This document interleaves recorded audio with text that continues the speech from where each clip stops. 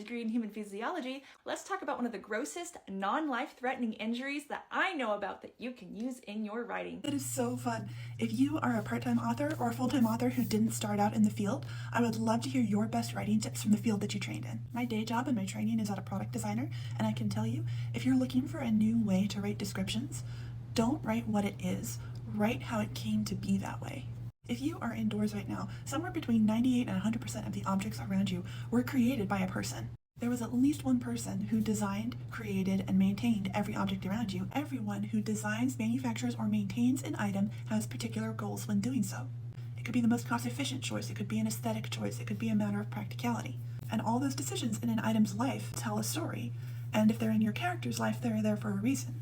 So if you're looking to change up your approach to description from the 5 senses approach, you can say a lot about an object or an environment by talking about how it came to be the way that it is. Think about a garden. You could talk about all the colors of the flowers and the smells of the flowers and the earth. But are you talking about the perfectly trimmed hedges and geometrically cut lawns of a garden that's maintained by an army of groundsmen? Are you talking about a small garden that's lovingly tended to by a single old woman?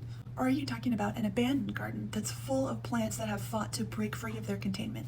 Is your character's dress covered with delicate, rich embroidery that indicate it was created by skilled artisans? Or can you see the way that the dress has been passed down through the family by the variety of delicate, reverent stitches? Or is the dress made of synthetic fabrics and covered with loose seams and serge edges that indicate it was part of the fast fashion chain?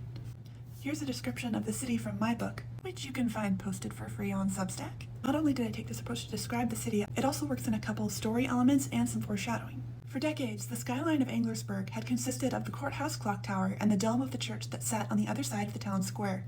The founders had rushed to build an elaborate high Gothic courthouse to secure Anglersburg as the county seat, then quickly erected a church nearly as grand to demonstrate that God would be honored first in their city. But that had all changed when the current Mr. Abbott's father, Jameson P. Abbott, commissioned a student of Daniel Burnham's to build the headquarters for Abbott Industries. It was accepted throughout town that Burnham himself was unavailable at that time, leading to one of his lifelong disappointments.